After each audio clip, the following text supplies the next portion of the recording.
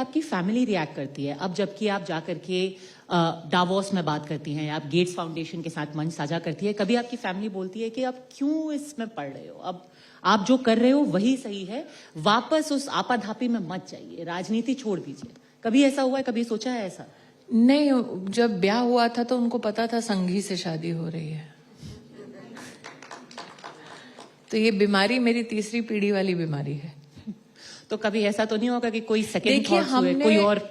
हमने अपने नाना को, जो विश्व हिंदू परिषद में वनवासी कल्याण आश्रम में सेवा देते थे, इमरजेंसी में बहुत सारे स्वयंसेवकों के साथ हुआ, उनकी तो नींव तोड़ दी गई थी, तो जिंदगी भर वो लंगड़ा के चलते थे। और जब मैं अमेठी में 2019 में जीत पाई, तो मुझसे किसी एक वरिष्ठ ने जब बधाई दी, तो वो वरिष्ठ थे जो मेरे नाना जी को जानते थे। तो मैंने उनसे कहा कि ये मेरी सफलता नहीं है, ये उस व्यक्ति के लिए है जिसकी टांगें टूटी, वो जिंदगी भर जब तक जीवित थे वो लड़खड़ाते हुए चले। तो मेरे लिए मेरी राजनीति कोई शौक का विषय नहीं है। राष्ट्र के प्रति मेरी सेवा या मेरा भाव कोई पॉलिटिकल स्टंट या कोई पॉलिटिकल बिलीफ नहीं है। क्योंकि अगर नेता होती तो मुझे वाकई में चिंता होती कि अगला चुनाव कहां से लड़ूंगी। अगर नेता होती तो कहती सेफ सीट दो, अमेठी तो सब हारते हैं।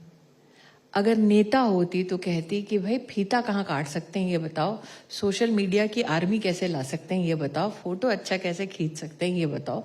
और ये मेरे बाएं हाथ का खेल था क्योंकि मैं स्वयं मीडिया से थी। सोशल वर्क में लग गई,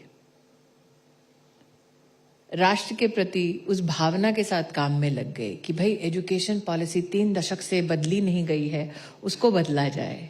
नेशनल एजुकेशन पॉलिसी का जिक्र किया और वो आपके समय में शुरुआत हुई उसकी, और आजकल वो सुर्खियों में है 3 लैंग्वेज पॉलिसी की वजह से, और एक लंबा विवाद, उस पर राजनीतिक विवाद उठ खड़ा हुआ है। उसमें बहुत कुछ है और, लेकिन वो सीमित हो गया है भाषा तक आकर। आप कैसे देखती हैं अब जो विवाद हो रहा है नेशनल एजुकेशन पॉलिसी को लेकर? देखिए, गृह मंत्री जी ने हाल फिलहाल में उस पर अपनी टिप्पणी दी है सार्वजनिक। उस पॉलिसी में किसी एक विशेष भाषा का उल्लेख नहीं है। भारत में 125 भाषाएं हैं जो कॉन्स्टिट्यूशनली रिकग्नाइज्ड हैं, संविधान जिनको एक सम्मान देता है।